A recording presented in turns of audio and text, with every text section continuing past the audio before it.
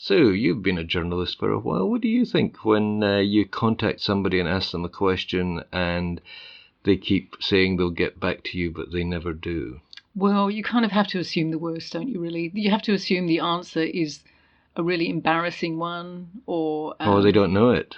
Or perhaps they don't know it. You're always interviewing somebody at the heart of an action or a PR who's representing someone, so they usually would know. Yeah. So you kind of have to assume they don't want you to know. That's right, absolutely. Right. Has that happened to you recently then? Yeah, I've been asking about the privacy laws we talked about a few weeks ago and how they relate to emails, and we'll be talking about that this morning. I'm Jimmy Thompson. And I'm Sue Williams. And this is the Flat Chat Wrap.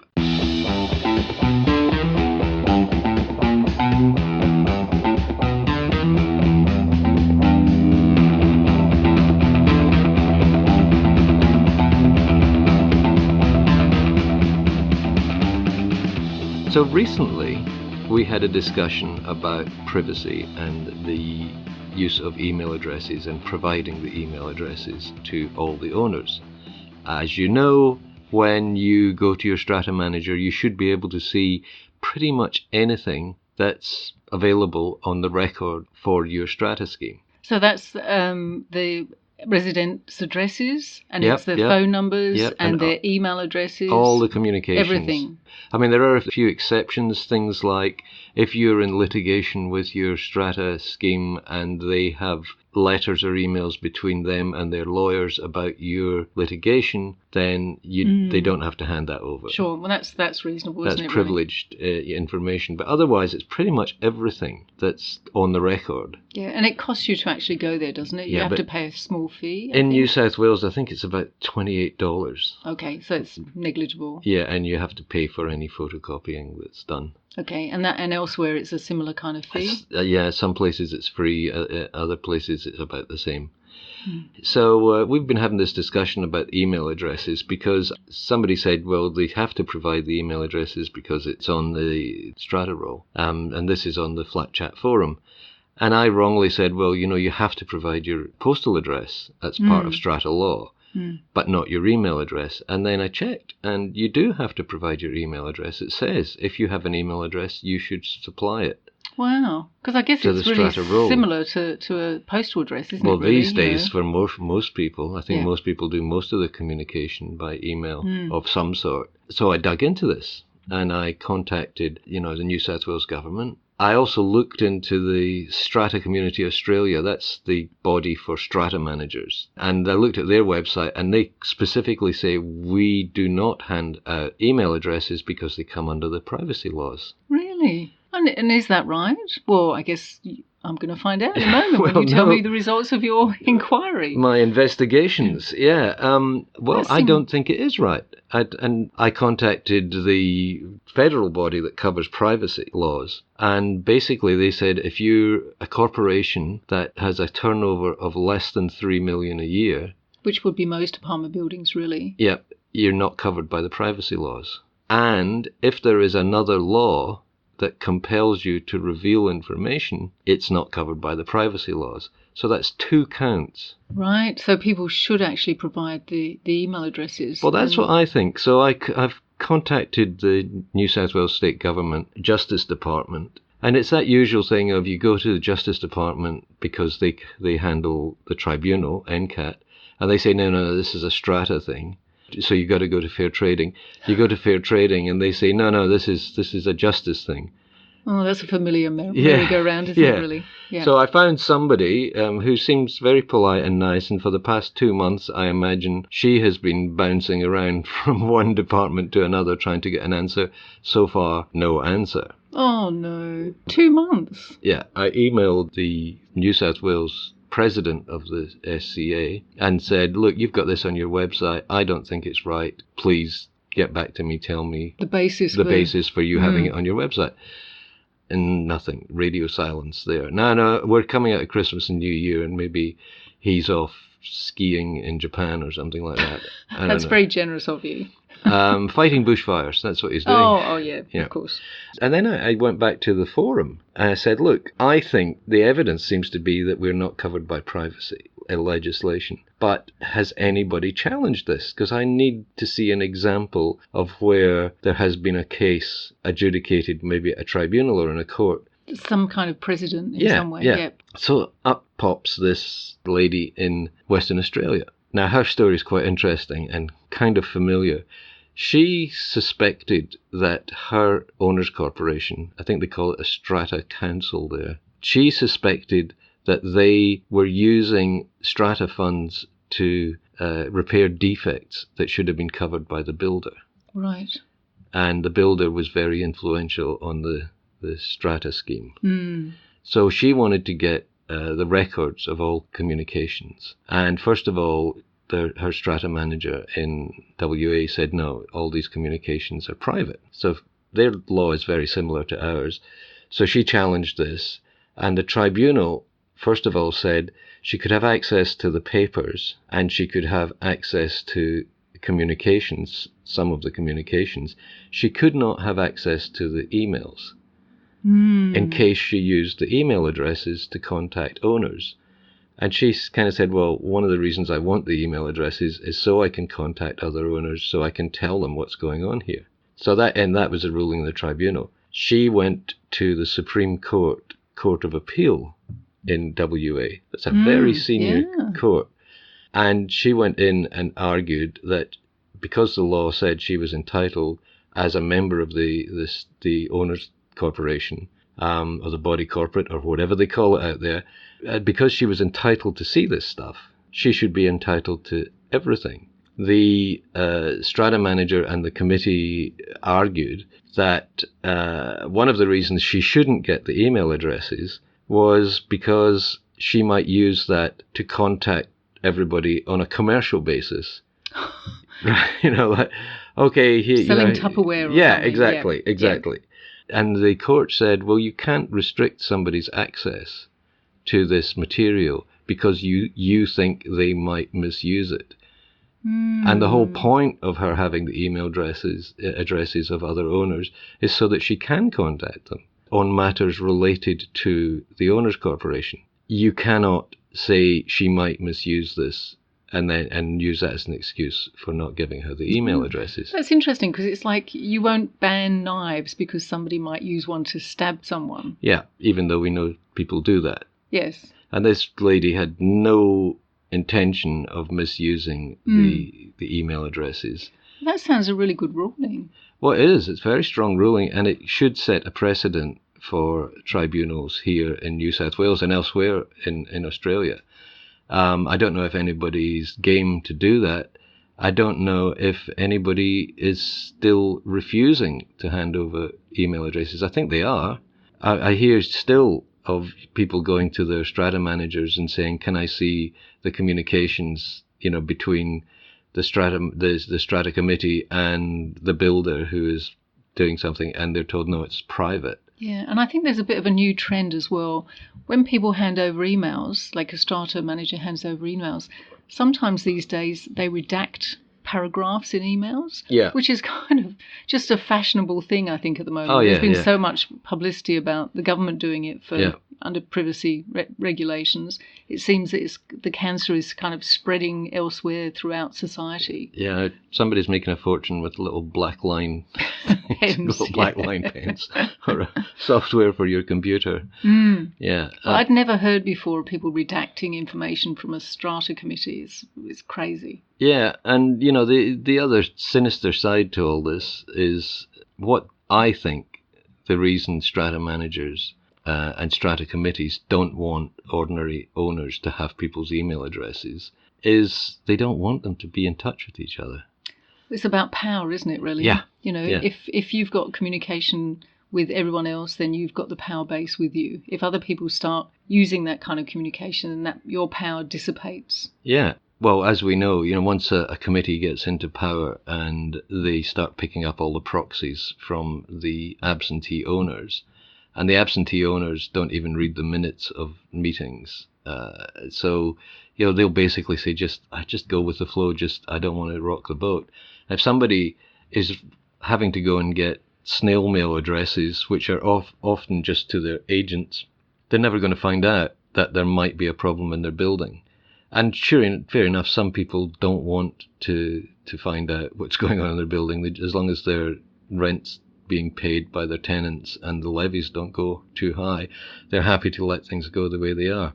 Sure. But then again, with emails, we all receive lots and lots of emails that we ignore all the time. So actually receiving emails from another resident, most people, I think, would have a look at it. And if they were interested, think, oh, yeah, okay, that really adds to my sum of knowledge.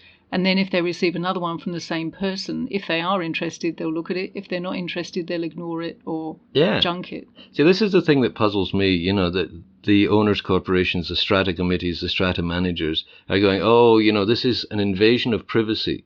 People don't want you to have their emails because that's an invasion of their privacy. What is being invaded? The inbox of your email program. Your phone is being invaded by an email. Now, fair enough, there are some people out there who campaign hard, probably harder than they really need to get their point across. And that could be quite upsetting for people. But it's not the same as somebody jumping over your garden fence and making off with one of your garden gnomes, really, is it? No, or looking even through your window. Or even phoning you on your mobile at 3 a.m. Yes. Yeah, which we've both experienced at various times. And, look, it's part of strata living. You're part of a community, whether you want to be or not. Nobody gets to opt out of being part of the owners' corporation or the body corporate. That's not an option. So why should you be protected by other people from communications from other people in your organization?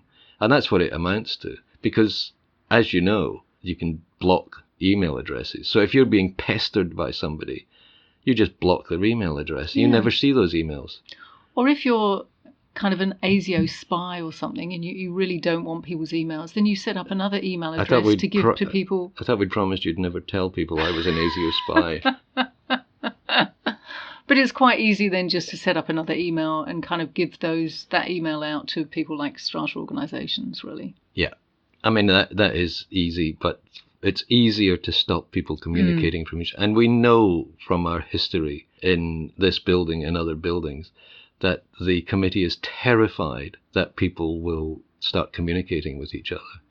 Well, in the building where we live now, we only managed to find proof that the chairperson of the Owners Corporation, the former chairperson a long time ago, was in cahoots with the developer when, by mistake, he sent out one of his emails from the developer to a couple of members of the executive committee telling the developer, don't worry, he'd deal with the miscreants in the executive committee who were demanding defects rectification, and he'd keep them quiet. Yeah. It was only that email that suddenly sparked off a huge kind of action to make sure that defects were rectified and realising that the chairperson shouldn't be trusted. And we then used the email system because of the incompetence of the then strata manager who sent out a CC to everyone email. So we got everybody's email addresses. We didn't even have to ask for them.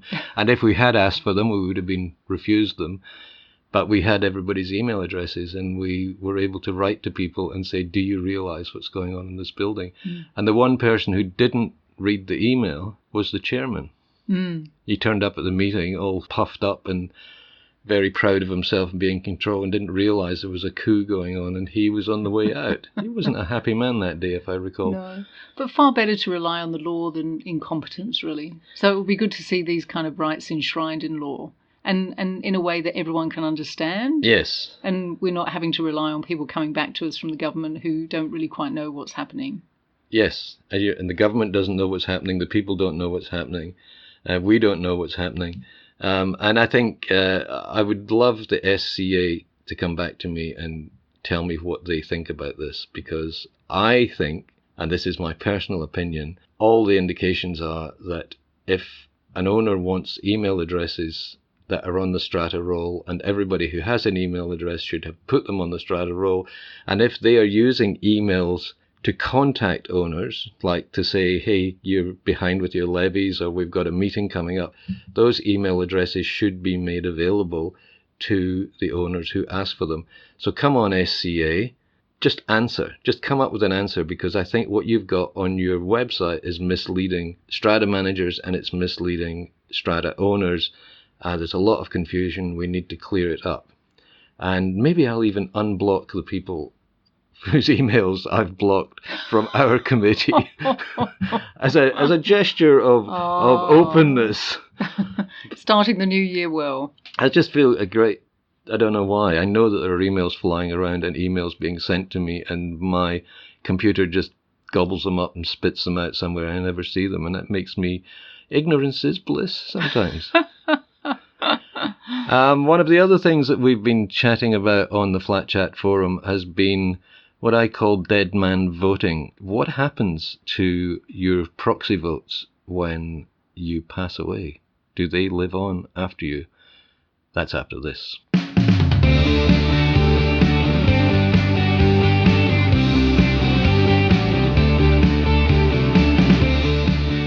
And we're back. So here's another curly question for you.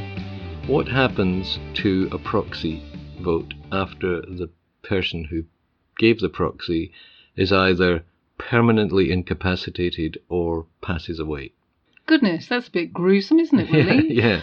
Well, these things happen. Well, we know that they happen because somebody's written to the Flat Chat forum and asked exactly that question.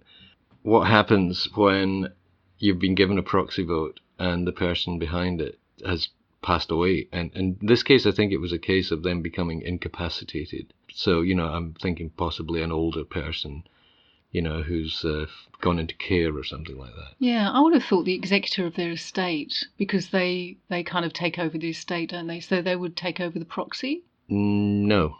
Okay. Yeah. So you would think that. You would think that. And you would think if the person died, then the executor would come in as the...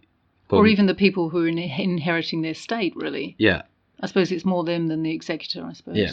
You would think that. But it's not as simple as that, it turns out. In the case of a proxy, once a proxy person... I'm trying to think of the correct name for a proxy donor. The proxy giver... Okay, I don't know what it would be either. Proxeteer. Yeah.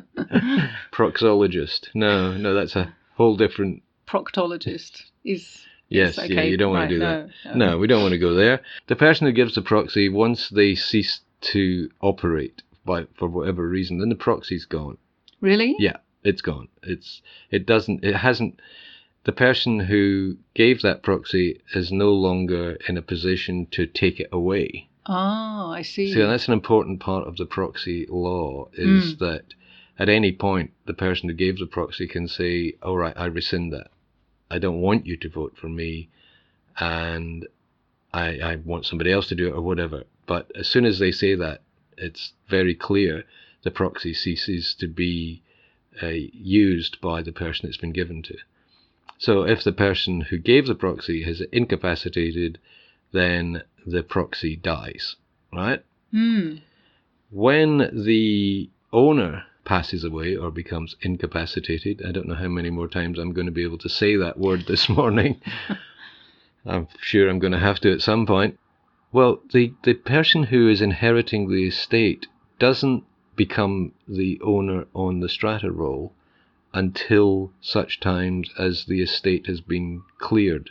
And settled. Yeah, there's a technical term for it. And so their vote is kind of lost. They have no vote either. Yeah. Okay.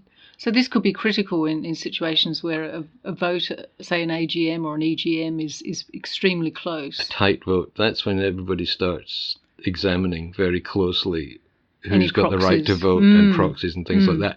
But there was another thing that came up, which was that if you have a power of attorney over somebody who is, in decline, and, they're losing the ability to make decisions for themselves, what happens when they become fully incapacitated or pass away? And it's quite technical, because if you have a proxy vote for them and you have power of attorney, if it's just a normal power of attorney, it expires. As soon as that person passes away, that power of attorney expires. Oh, okay, I didn't know that either. Unless it's an enduring power of attorney.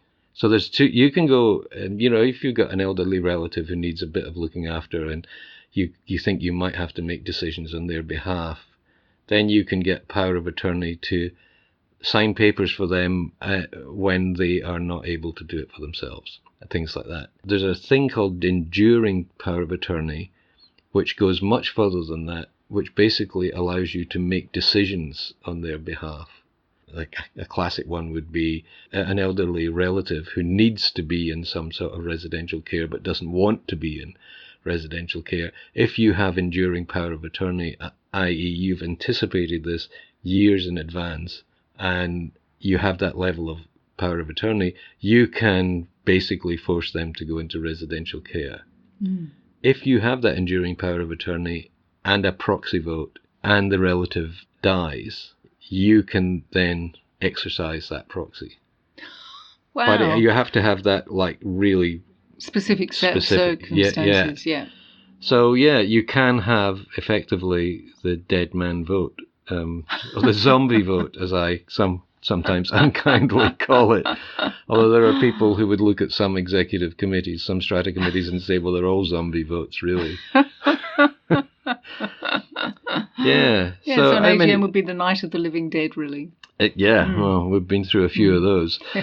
You never know where strata is going to lead you, do you, really? No, these funny little rabbit holes. But I found this out on the Attorney General website, and they deal with all the things like powers of attorney and stuff like that, and they're quite specific that if you have power of attorney and regular power of attorney and the person, the subject of that, dies, then the power of attorney expires. But if you have enduring power of attorney, then you're able to act on behalf of that person as in terms of their estate, etc., etc. Sure.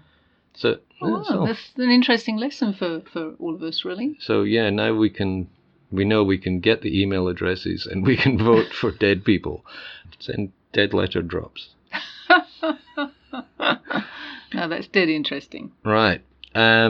When we come back, we're going to have a quick chat about pets and smoke. That's after this.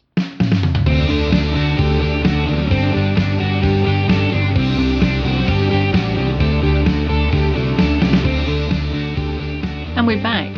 So pets and smoke. So with the bushfires, I guess we kind of try and keep our pets indoors and stuff, but obviously with dogs we can't do that all the time. But is there anything that we need to particularly know about pets and bush smoke? Well, a couple of interesting things. We see in our buildings a lot of these small pug-like dogs. There's French bulldogs, pugs, regular-sized bulldogs, Pekingese, English spaniels. The dogs with the flatter face. They've been bred for cuteness, but they tend to have restricted breathing. And there's a very technical word for it, which I'm not even going to attempt. Brachy something. Anyway, they have restricted airways. In the smoke, there are a couple of things that happen in smoke and heat. The smoke irritates the airways on any living being, but when you've got restricted airways, they can become inflamed. And also, dogs especially tend to cool themselves down by panting. So if they're not able to breathe really well, then they get overheated very easily. Overheated. And there was a very sad case of a boxer dog, another one with the flatter face, that it died on the Sydney airport because it was left out on the runway on the hottest day of the year. And it just wasn't able to cool itself down. The poor woman was looking at the crate with her dog in it and saying to people, hey, my dog's been out there for an hour, can you... And they're saying, no, your dog's fine. Well, the dog wasn't. Yeah. But it's a kind of lesson to anybody, especially in apartments where a lot of people go for these smaller dogs, these pug-like dogs. You've got to keep them cool. And we've got a thing on the Flat Chat website right now that tells you how to keep your dog cool. It came from the Pets Insurance Agency, PIA. Yeah. They send us lots of good stuff about pets. But the one thing I hadn't realised, we've got cats. How do cats keep themselves cool? One of our cats lies on his back and spreads his legs and arms out. Yes. So like a starfish cat. Yeah. That's not normal. Oh, okay. How do cats keep themselves? Do they pant as well a bit? They do. They do a little really? bit, but mainly it's by grooming.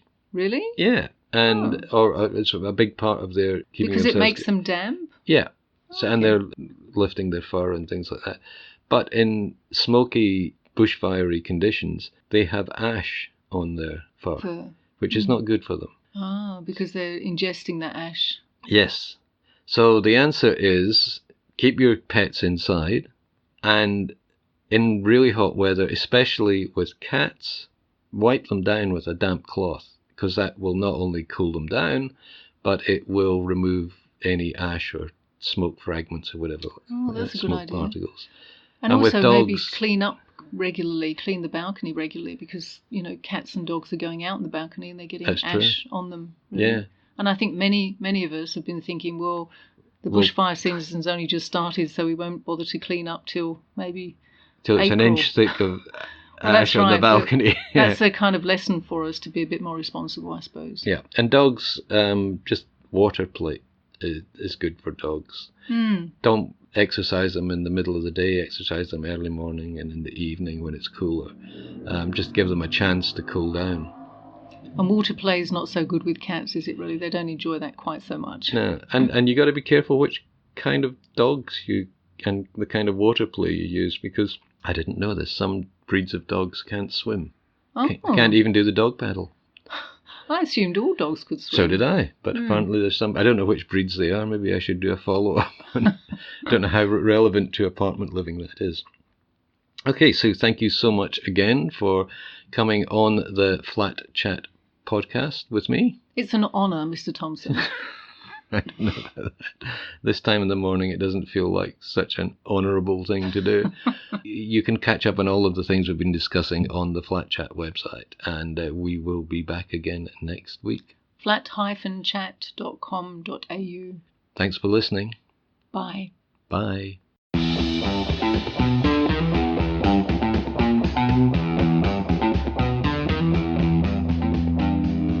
If you enjoy these podcasts, and would you still be listening if you didn't, you can subscribe free of charge on iTunes, Spotify, Stitcher, and lots of other podcast platforms.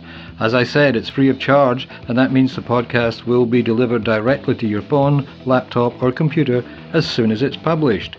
You'll find links at the end of the show notes, that's the related story, on the Flat Chat website. And the website is where you go to find the stories we've been discussing today, as well as about 10 years of archives and, of course, your questions and answers on the Flat Chat forum. Just log in to flat-chat.com.au to ask a question, or, even better, answer someone else's. Okay, thanks for listening. Talk to you again soon.